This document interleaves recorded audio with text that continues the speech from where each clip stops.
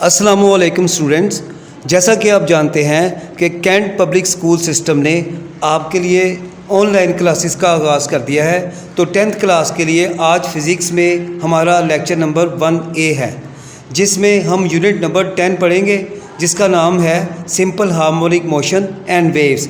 तो आइए स्टार्ट करते हैं। आर्टिकल नंबर 10.1 है सिंपल हार्मोनिक मोशन। लेकिन सिंपल हार्मोनिक मोशन एक ख़ास किस्म की वाइब्रेटरी मोशन होती है। अब वाइब्रेटरी मोशन तो आपको पता है कि to and fro motion of a body is called vibratory motion. अब वाइब्रेटरी मोशन का एक और नाम भी है जिसे ऑसिलेशन भी कहते हैं।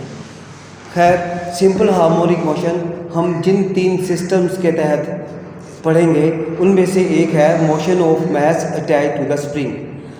अब आप इसको ज़रा डायग्राम 10.1 है, इसको देखें तो इसमें है one of the spring simplest type of oscillatory motion is that of horizontal mass spring system. If the spring is stretched or compressed through a small displacement x from its mean position, it exerts force F. ये force जो है actually restoring force होती है, और ये जब हम mess को स्ट्रेच करते हैं या कंप्रेस करते हैं तो हम इसमें एनर्जी स्टोर कर रहे होते हैं, और ये इसी एनर्जी की वजह से ये स्प्रिंग जो है रिस्टोरिंग फोर्स लगाता है मैस m पर। तो it exerts a force F on mass. अब हम हुक्स लॉ डिस्कस करेंगे यहाँ पे। According to the Hooke's law, this force is directly proportional to the change in length x of the spring, that is F is equal to -kx।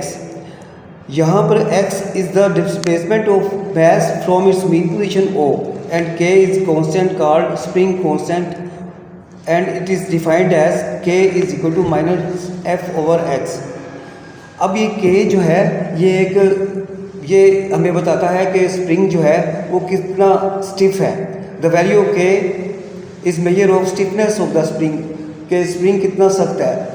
अगर spring ज़्यादा सख्त है तो k की value भी ज़्यादा होगी, अगर स्प्रिंग सॉफ्ट है तो k की वैल्यू कम होगी। आगे चलकर हम ना एक्सेलरेशन a के बारे में, उसकी वैल्यू के बारे में हम स्टडी करते हैं। अगर हम k जो इक्वेशन है k is equal to -F/x, इसमें हम f की वैल्यू पुट कर दें। जैसा कि आपको पता है f is equal to ma, तो f की जगह ma आ जाएगा तो हमारी इक्वेशन बन जाएगी k is equal to -ma/x। यहाँ पर अब a की वैल्यू निकालने के लिए ये इक्वेशन इस तरह बनती है कि a is equal to -k/mx, और इससे ये भी पता चलता है कि जो एक्सेलरेशन है वो डायरेक्टली प्रोपोर्शनल है टू द डिस्प्लेसमेंट। तो a is directly proportional to -x। अब नेगेटिव साइन यहाँ पे इसलिए है कि इसका मतलब है कि force exerted by the spring is always directed to opposite to the displacement of the mess.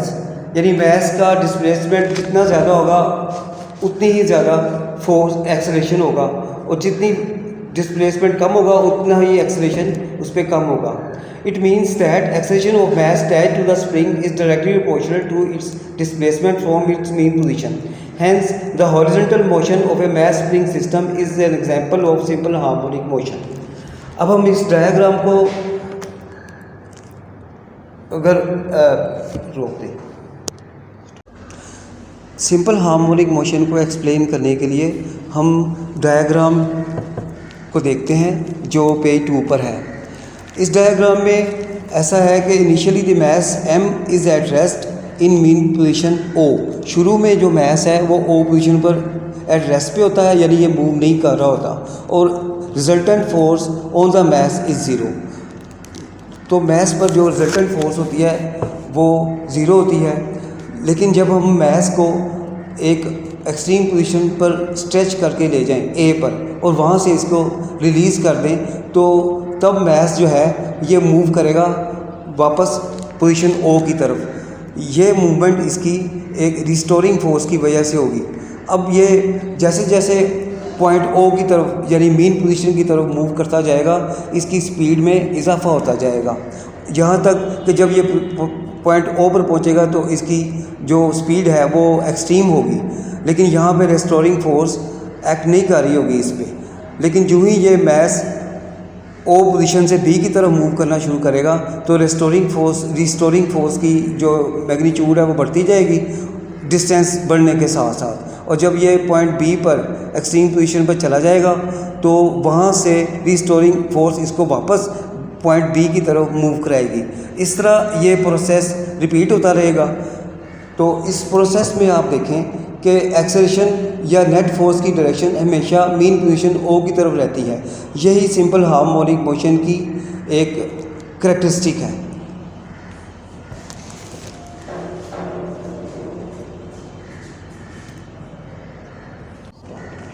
Last में हम टाइम पीरियड का फार्मूला देखेंगे जो कि mass attach to the spring system के लिए है। तो time period is equal to 2π√m/k। ये फार्मूला हमें ये बताता है कि टाइम पीरियड जो है इस सिस्टम के तहत मास पे और स्प्रिंग कांस्टेंट पे डिपेंड करता है।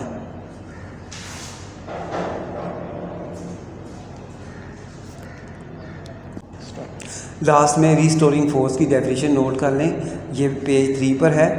A restoring force always pushes और pulls the object performing oscillatory motion towards the mean position.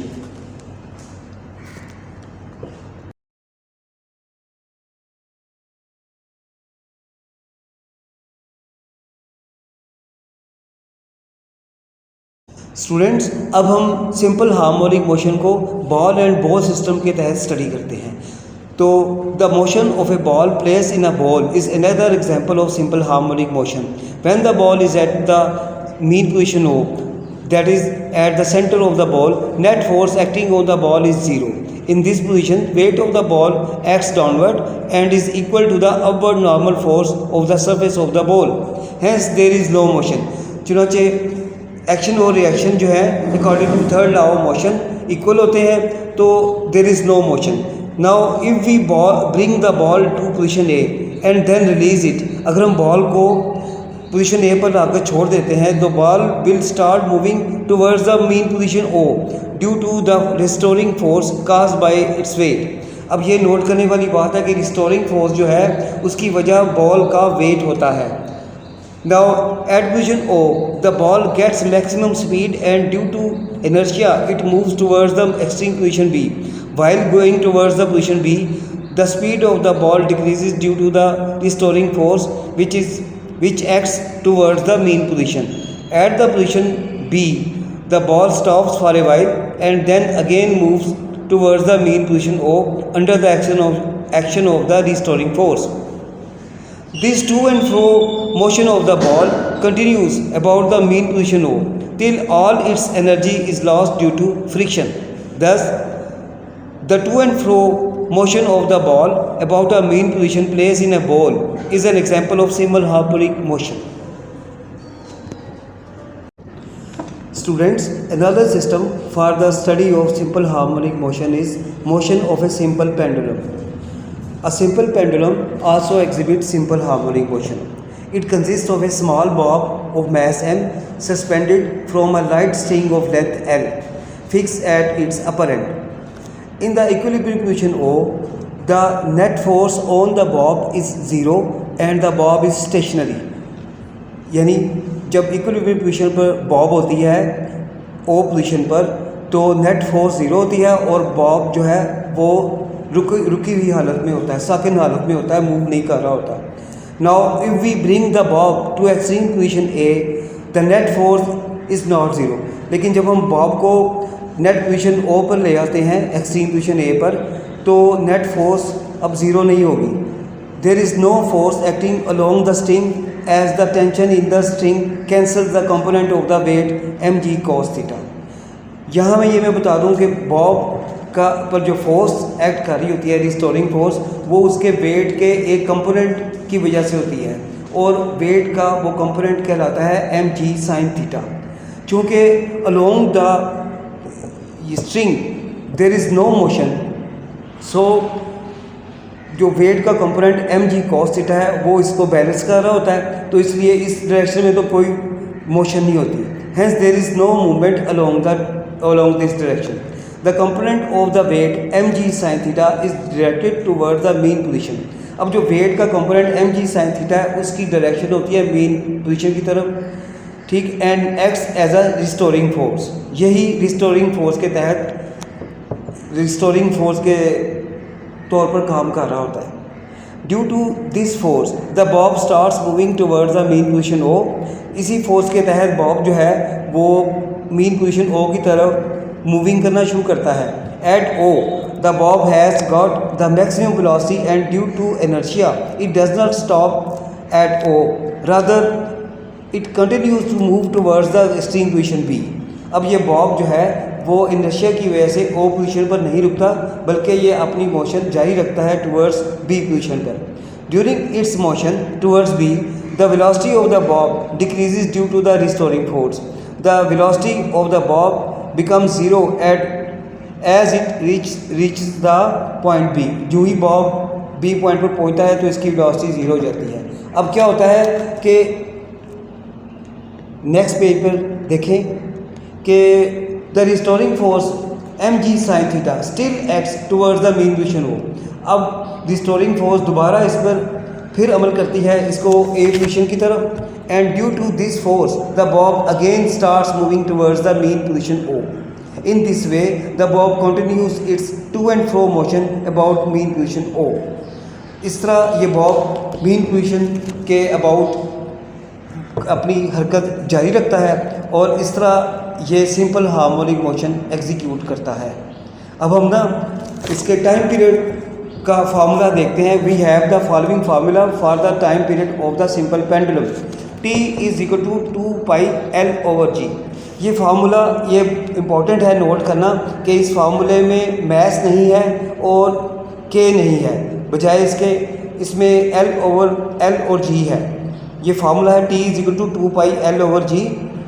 इससे ये जाहिर होता है कि जो time period for a pendulum it depends upon the length of the pendulum. अब हम सिंपल हार्मोनिक मोशन की डेफिनेशन को देखते हैं। Simple harmonic motion occurs when the net force is directly proportional to the displacement from the mean position and is always directed towards the mean position. इस definition में simple harmonic motion जिस net force की वजह से होती है उसके बारे में बताया गया है कि नेट फोर्स की डायरेक्शन हमेशा मेन पोजीशन की तरफ होती है और उसकी जो मैग्नीट्यूड है वो डायरेक्टली प्रोपोर्शनल होती है to the displacement from the mean position. अब हम कुछ इंपॉर्टेंट फीचर्स हैं उनको देखेंगे जो कि सिंपल हार्मोनिक मोशन में होते हैं। तो नंबर 1 है a body execute simple harmonic motion always vibrates about a fix position. दूसरा पॉइंट है या दूसरा फीचर है it's acceleration is always directed towards the mean position, यानी एक्सेलरेशन की जो सिमत होती है वो हमेशा दरमियान वाली पोजीशन की तरफ होती है, मेन पोजीशन की तरफ। Third point magnitude of acceleration के बारे में है। The magnitude of acceleration is always directly proportional to its displacement from the mean position. That is, acceleration will be zero at the main position while it will maximum at the extreme position. Number 4 point है its velocity is maximum at the main position and zero at the extreme position. अब हम different terms को discuss करेंगे जो कि simple harmonic motion के बारे में है। तो पहली टर्म है वाइब्रेशन। इसकी डेफिनेशन ये है कि one complete round trip of a vibrating body about its mean position is called one vibration. Next term है time period. The time taken by a vibrating body to complete one vibration is called time period. उसके बाद है frequency. The number of vibrations और cycles of a vibrating body in 1 second is called its frequency. It is reciprocal of time period, that is f is equal to 1/t. The fourth one is amplitude. Amplitude क्या है? The maximum displacement of a vibrating body on either side from its mean position is called its amplitude.